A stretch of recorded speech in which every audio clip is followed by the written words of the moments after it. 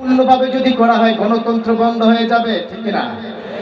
গণতন্ত্রের মধ্যে লেখা আছে সকল ক্ষমতার উৎস কে? হ্যাঁ, কোন সংসদে লেখা আছে? এটা আল্লাহ। এটা লেখা আছে সকল ক্ষমতার উৎস, এটা কি আল্লাহ নাকি জনগণ? কি লেখা আছে?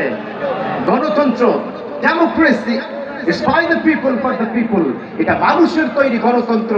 এটা দিয়ে কোশ্চেন কালো সুখ আশা করা যায় না, কথা বলতে ঠিক না? অতএব কোরআনটা দিয়ে একমাত্র সুখ আশা করা যায়, কথা বলতে ঠিক না? এটা কি বিশ্বাস হয়? হয়তো বর্তমান সোসাইটিতে, হয়তো বর্তমান রাষ্ট্রে এই সিস্টেমে চালু আছে বলে আমরা বাধ্য হচ্ছি, কিন্তু দিন শেষে হৃদয় থেকে এটাই চাই, কোরআনটা দিয়ে দেশটা পরিচালিত হোক, কথা বলতে ঠিক না?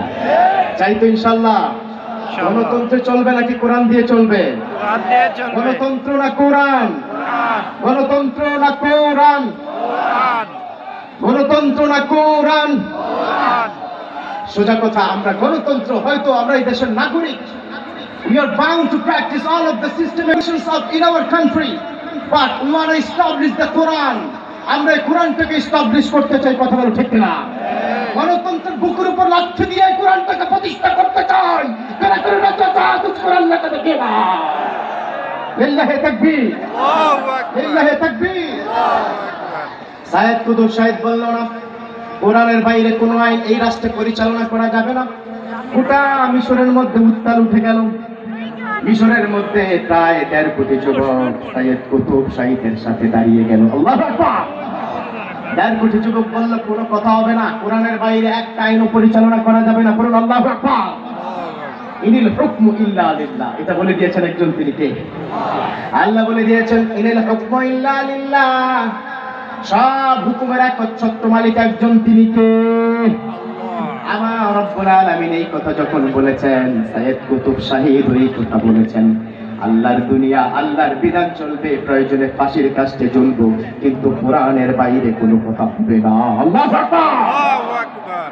এই কথা শোনার পর সাইয়েদ কুতুব শাহিদকে তৎকালীন মিশরের বাদশাহ, তার বাদশাহ ওই অফিসের মধ্যে ডাকলো, ডেকে বলল, সাইয়েদ কুতুব শাহিদ, তোমাকে কিন্তু এখন জেলে ঢুকাবো, তাড়াতাড়ি কথা চেঞ্জ করো।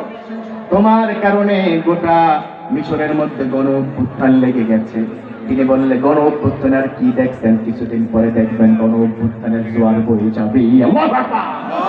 কি দেখেছেন? গণ অভ্যুত্থান, মহা অভ্যুত্থান হবে, তাহলে তোমারও জেলখানায় থাকতে হবে।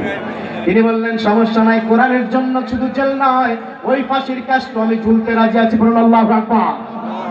সাইয়েদ কুতুব শাহিদকে জেলখানার মধ্যে রাখলেন, জেলখানার মধ্যে দীর্ঘদিন রাখলেন, এবং সাইয়েদ কুতুব শাহিদকে দীর্ঘদিন পর ইনজেকশন পুশ করেছে এবং খাবারের সাথে সাথে বিষ মিশিয়ে দিয়েছিল। আল্লাহু আকবার।